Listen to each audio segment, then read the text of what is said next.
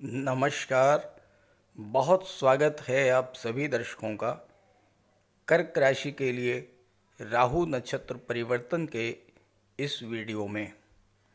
प्रचंड बली हुए राहु 18 सितंबर 2024 से 16 मार्च 2025। जी हाँ, आज के वीडियो में हम बात करेंगे राहु के उत्तरा भाद्रपद नक्षत्र में गोचर फल के बारे में। उत्तरा भाद्रपद शनि का नक्षत्र है और शनि राहु के परम मित्र हैं। ऐसे में अपने मित्र के नक्षत्र में आकर राहु बहुत अधिक बली होंगे। प्रचंड बली हो रहे हैं राहु और 16 मार्च 2025 तक राहु का गोचर उत्तरा भाद्रपद में ही होगा। इस दौरान बहुत ही अचंभित करने वाले घटनाक्रम आपके जीवन में घटित होने वाले हैं। राहु और उत्तरा भाद्रपद का ये कॉम्बिनेशन गजब का कॉम्बिनेशन है, जो आपके जीवन में बहुत बड़ा परिवर्तन लेकर के आएगा। राहु और उत्तरा भाद्रपद की क्वालिटीज़ आपस में इतना मिलती हैं कि इनमें भेद कर पाना बहुत ही मुश्किल है। अनकन्वेंशनल थिंकिंग यानी परंपरा से हटकर, लीक से हटकर कुछ नया सोचना, कुछ नया करना, ये सबसे बड़ी विशेषता है राहु और उत्तरा भाद्रपद नक्षत्र की। ये दोनों ही व्यक्ति के अंदर समय के अनुसार परिवर्तन लाने वाले हैं। दोनों ही ये चाहते हैं कि जो पुराना हो चुका है, जिसकी वर्तमान में कोई उपयोगिता नहीं है और जिसमें बदलाव की आवश्यकता है, उसे छोड़ दिया जाए और जिस चीज़ की वर्तमान में उपयोगिता है उसे अपना लिया जाए। यही वजह है कि राहु के इस गोचर में गजब के बेनिफिट्स आपको मिलने वाले हैं। उत्तरा भाद्रपद नक्षत्र आपके भीतर आत्ममंथन और पुनर्निर्माण की चेष्टा जागृत करेंगे और राहु जैसा क्रांतिकारी बदलाव लाने वाला ग्रह आपके माइंड सेट को ऐसा कर देगा कि आप हर हाल में बदलाव करके ही रहेंगे। उन विचारों को, उन परंपराओं को आप मानने से इनकार कर देंगे जिनकी आज के समय में कोई आवश्यकता ही नहीं है, क्योंकि राहु अनऑर्थोडॉक्सी के कारक होते हैं। इस गोचर काल में आप उन विचारों को, उन तौर तरीकों को अपना लेंगे जो आज के समय के अनुकूल हैं और जिसकी आज के समय में उपयोगिता है। वो तमाम चीज़ें जो वक्त के साथ तालमेल नहीं बिठा पा रही हैं, उनका त्याग करना, नए आइडियाज़, नई टेक्नोलॉजी और नई स्किल्स को एडाप्ट करना, जिनकी आज के समय में आवश्यकता है, यही इस कॉम्बिनेशन का सम्मिलित प्रभाव होगा। उत्तरा भाद्रपद में 4 चरण हैं और चारों ही चरण में राहु कर्क राशि के जातकों को किस तरह का फल प्रदान करेंगे, इसी का विश्लेषण करेंगे इस वीडियो में। ये विश्लेषण आपकी चंद्र राशि के आधार पर किया जा रहा है। आपकी जन्म कुंडली में चंद्रमा का गोचर जिस भाव में है, अगर वहाँ पर 4 का अंक लिखा हुआ है तो आपकी कर्क राशि होगी और उसी के आधार पर आपको इस वीडियो को समझना है। आप अपनी नाम राशि के आधार पर भी इस वीडियो को समझ सकते हैं। तो ये है कर्क राशि के जातकों की कुंडली। राहु का गोचर देवगुरु की राशि मीन राशि में, शनि के नक्षत्र उत्तरा भाद्रपद में कुंडली के 9वें भाव में हो रहा है। राहु जब भी 9वें भाव में गोचर करते हैं तो भाग्य में अप डाउन्स देखने को मिलते हैं। हालांकि राहु के प्रभाव से व्यक्ति को बड़ी बड़ी उपलब्धियां हासिल होती हैं, लेकिन इसमें भाग्य का विशेष योगदान नहीं होता। ये व्यक्ति के परिश्रम, पुरुषार्थ और पराक्रम का प्रतिफल होता है। वर्तमान समय में जबकि क्रांति और बदलाव लाने वाले ग्रह राहु का गोचर उत्तरा भाद्रपद में है, जो आत्म मंथन और पुनर्निर्माण का नक्षत्र है, तो कर्क राशि के जातकों के जीवन में इस गोचर का क्या प्रभाव पड़ेगा, यही समझेंगे इस वीडियो में। ये वीडियो बहुत ही महत्वपूर्ण होने जा रहा है कर्क राशि के जातकों के लिए। पूरा वीडियो ध्यान से देखिएगा और समझिएगा। राहु मीन राशि में तो पहले से ही हैं,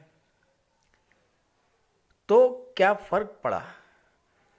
फर्क ये है कि ये अब उत्तरा भाद्रपद में गोचर कर रहे हैं और उत्तरा भाद्रपद में इनका गोचर एक विशेष तरीके से आपके भाग्य को प्रभावित करेगा।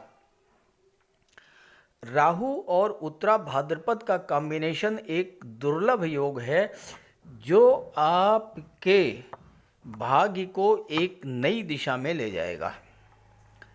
राहु और उत्तरा भाद्रपद दोनों का स्वभाव है कि परंपरागत तरीके से हटकर सोचना और फिर कुछ नया करना। ये कॉम्बिनेशन आपके भीतर समय के अनुरूप बदलाव लेकर के आएगा। 16 मार्च तक राहु आपके भाग्य को लगातार निखारने का प्रयास करेंगे और इस दौरान आपकी कोई ऐसी इच्छा जिसे आप लगातार लगभग भूल चुके थे वो पूरी होगी, या कोई ऐसा काम बनेगा जिसे भी आप लगभग भूल चुके थे और वो काम, वो इच्छा अचानक से पूरी होगी इस गोचर काल में। तो इस तरह से देखा जाए तो संक्षेप में ये गोचर आपकी धन संबंधी समस्याओं, स्वास्थ्य संबंधी समस्याओं, कोर्ट कचहरी के मामलों को, नौकरी और प्रोफेशनल लाइफ संबंधी समस्याओं को दूर करने वाला होगा। राहु आपके परिवार, आपकी संतान, आपकी इनकम और बिजनेस संबंधी समस्याओं को सॉल्व करेंगे। लेकिन ये समस्याएं कब सॉल्व होंगी, कैसे सॉल्व होंगी और इन समस्याओं को हल करने के लिए आपको क्या करना होगा, इसी बात को समझेंगे इस वीडियो में। उत्तरा भाद्रपद नक्षत्र के 4 चरण होते हैं और मैं आपको ये समझाने जा रहा हूँ कि उत्तरा भाद्रपद के चारों ही चरणों में गोचर करते हुए राहु आपको किस तरह का फल देंगे, क्योंकि हर चरण के फल अलग अलग होंगे। राहु हमेशा वक्री अवस्था में ही गोचर करते हैं, इसलिए सबसे पहले उत्तरा भाद्रपद के चौथे चरण में गोचर करेंगे, इसके बाद तीसरे चरण में, फिर दूसरे चरण में और अंत में पहले चरण में गोचर करेंगे। उत्तरा भाद्रपद के चौथे और पहले चरण का जो गोचर है ये थोड़ा संभल करके चलने वाला होगा, जबकि तीसरा चरण और दूसरा चरण आपको जबरदस्त लाभ देने वाला होगा। अब देखिए, राहु 8 सितंबर तक उत्तरा भाद्रपद के चौथे चरण में थे। 8 सितंबर, हालांकि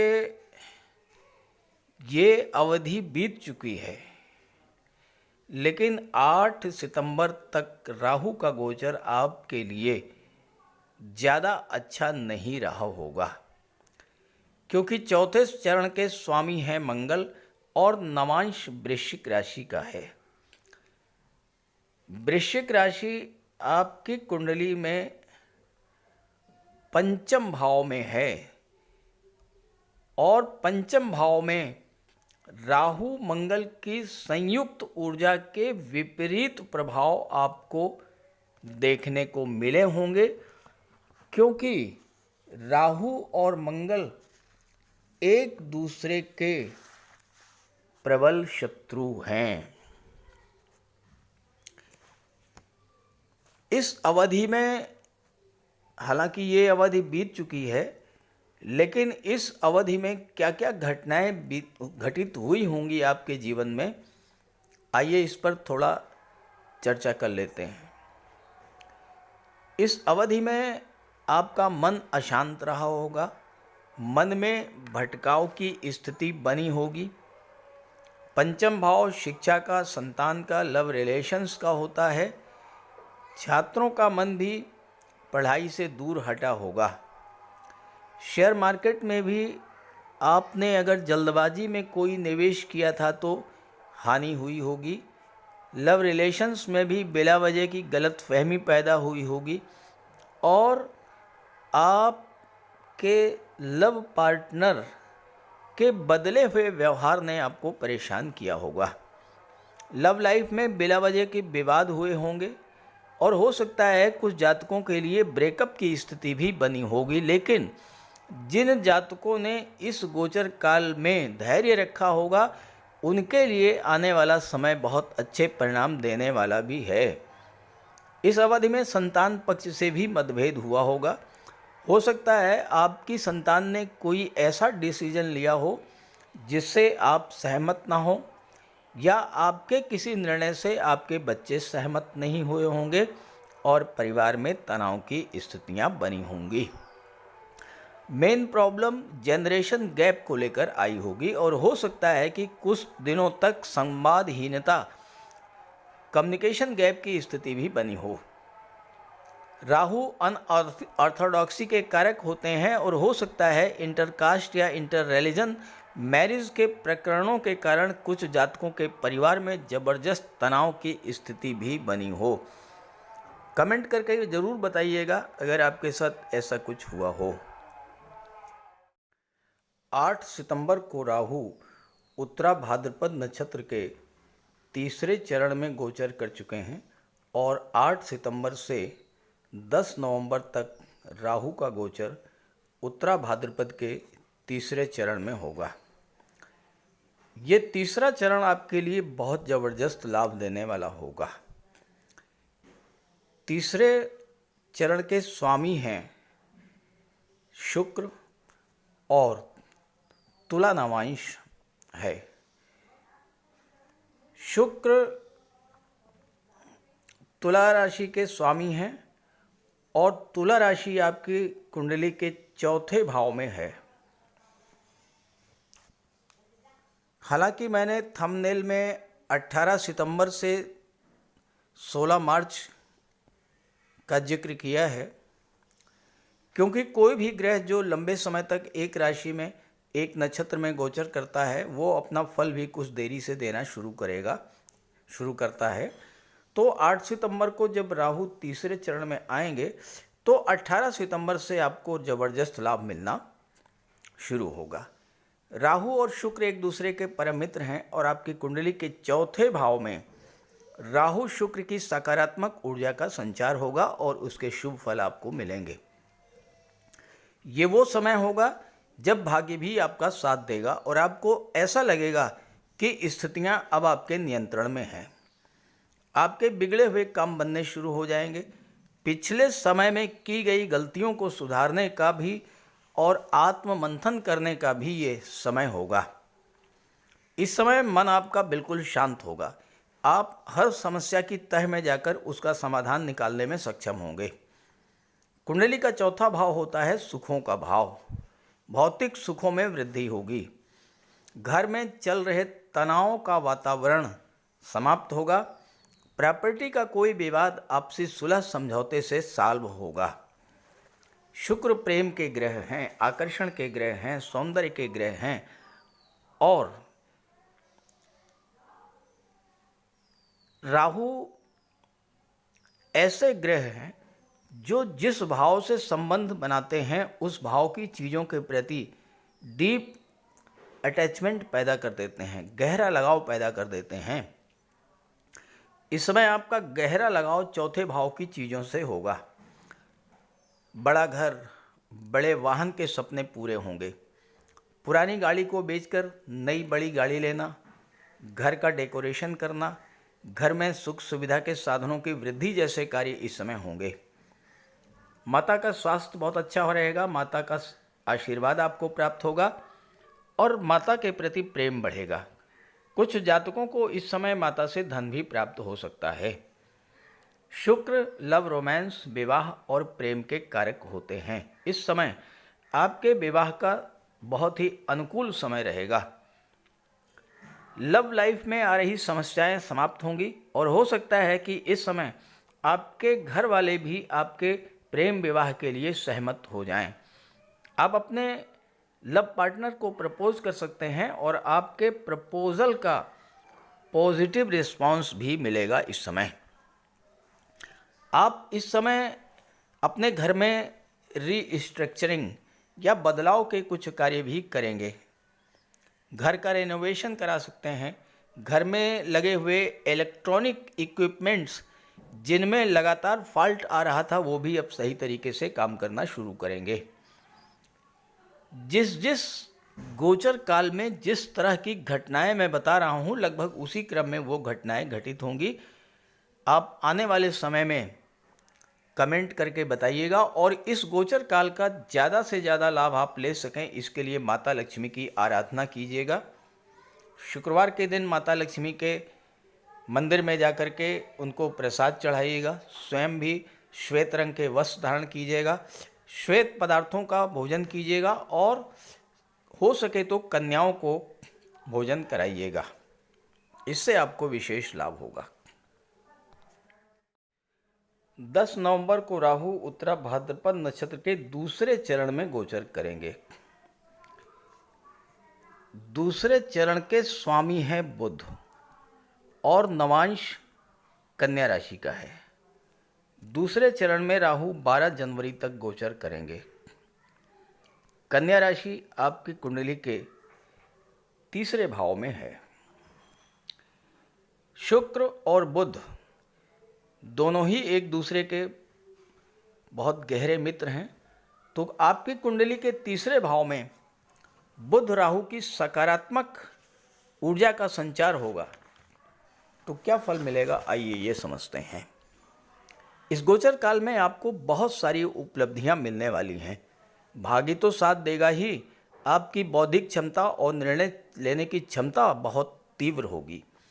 आप जीवन में नए बदलाव करेंगे। इस समय जीवन में जो समस्याएं लंबे समय से चल रही थी उनका एक तर्क संगत हल आप निकाल लेंगे। यहाँ पर राहु आपको इतना चतुर चालाक बना देंगे कि आप हर समस्याओं को नए तरीके से डील करके उसे सॉल्व करेंगे। यहाँ पर राहु आपको मनी माइंडेड बना देंगे, बिजनेस माइंडेड बना देंगे और ये समय आपके धन के भंडार को भरने वाला होगा। और इस समय कोई डूबा हुआ पैसा भी अचानक से आपको मिल सकता है। छोटी मोटी व्यापारिक यात्राएं भी होंगी जिससे आपको लाभ होगा। तीसरा भाव संचार माध्यमों का होता है, कला जगत का होता है, फिल्म जगत का होता है। जो जातक संचार माध्यमों से जुड़ करके बिजनेस कर रहे हैं, जो ऑनलाइन प्लेटफॉर्म से जुड़ करके व्यापार व्यवसाय कर रहे हैं, उनको ज़बरदस्त लाभ मिलेगा। फिल्म जगत, सिनेमा जगत, सोशल मीडिया, टीवी सीरियल्स, इन क्षेत्रों से जुड़े हुए जातकों को इस समय नए नए ऑफर्स मिलेंगे, नए नए कॉन्ट्रैक्ट साइन होंगे और जीवन में तेज़ी से आप आगे बढ़ेंगे। लेकिन ध्यान रहे कि तीसरा भाव डॉक्यूमेंटेशन का भी होता है और किसी भी डॉक्यूमेंट, किसी भी एग्रीमेंट को साइन करने से पहले बहुत अच्छे से पढ़ लीजिएगा, ध्यान से समझ लीजिएगा, तभी साइन कीजिएगा। इस समय छोटे भाई बहनों, मित्रों और पड़ोसियों का सहयोग भी आपको मिलेगा। और अगर आप कंधे या भुजाओं में दर्द की समस्या से पीड़ित थे तो उससे भी आपको राहत मिलेगी। ज़्यादा लाभ मिले इसके लिए आप बुध का उपाय करते रहिएगा। बुधवार के दिन कन्याओं को भोजन कराइए, किन्नर को दान दीजिए और गणेश जी के मंदिर में जाकर के दूर्वा अर्पित करेंगे तो विशेष लाभ मिलेगा। 12 जनवरी को राहु उत्तरा भाद्रपद के प्रथम चरण में गोचर करेंगे और यहाँ पर राहु 16 मार्च तक रहेंगे। प्रथम चरण के स्वामी हैं सूर्यदेव, नवांश सिंह राशि का, और सिंह राशि आपके दूसरे भाव में है, धन के भाव में। सूर्य राहु प्रबल शत्रु हैं, तो सूर्य राहु की नेगेटिव एनर्जी आपके दूसरे भाव में संचार करेगी और दूसरे भाव में विपरीत फल आपको प्राप्त होंगे, इसलिए विशेष सावधान रहना होगा। दूसरे चरण और तीसरे चरण में राहु ने जो धन आपको दिया है उसको कहीं निवेश करने की तीव्र इच्छा आपके मन में जागृत होगी, लेकिन ध्यान रहे जल्दबाजी में कोई बड़ा निवेश मत कीजिएगा। छोटे छोटे निवेश लंबे समय के लिए 3-4 जगह पर अगर आप करेंगे तो विशेष लाभ मिलेगा। दूसरी बात, सूर्य पावर और अथॉरिटी के कारक हैं, मान सम्मान के कारक हैं, ईगो और अहंकार डेवलप करते हैं। आप अपने अधिकारों, अपने मान सम्मान को लेकर बेहद जागरूक रहेंगे, परिवार में अपना वर्चस्व कायम करना चाहेंगे और ईगो और अहंकार के कारण आपकी वाणी कटु हो सकती है, इस पर विशेष ध्यान रखें। वाणी के ही कारण आपके कई लोगों से विवाद हो सकते हैं। इस समय अपने जिद्दी और अड़ियल रवैये के कारण और किसी की भी सलाह न मानने के कारण धन हानि भी हो सकती है। कुछ उपाय बता रहा हूँ, इस गोचर काल में जरूर कीजिएगा। आप अपने पिता का विशेष ध्यान रखें, सूर्य पिता के कारक होते हैं। पिता का सम्मान करें, उनके स्वास्थ्य का ध्यान रखें और उनके मार्गदर्शन में कार्य करें। कोई भी कार्य करने से पहले उनसे सलाह मशवरा करके कार्य करेंगे तो विशेष सफलता मिलेगी। दूसरी बात, प्रातःकाल सूर्यदेव के दर्शन कीजिएगा, जल अर्पित कीजिएगा और सूर्य गवर्नमेंट को भी शो करते हैं तो सरकारी अधिकारियों से संबंध मधुर रखिएगा, तो इस गोचर काल में किसी तरह की समस्या नहीं आएगी और आपको हर स्तर पर सफलता मिलेगी। एक उपाय जो कि आप पूरे गोचर काल में कर सकते हैं, सफाई कर्मचारियों की मदद करना, सफाई कर्मचारियों को कुछ दान देना, सफाई कर्मचारियों को कुछ नमकीन पदार्थ, नमकीन भोज्य पदार्थ देना, इस तरह के कार्य करने से राहु का विशेष लाभ आपको मिलेगा। तो ये जानकारी, ये वीडियो अपने साथियों मित्रों को भी ज़रूर शेयर कीजिएगा। नमस्कार।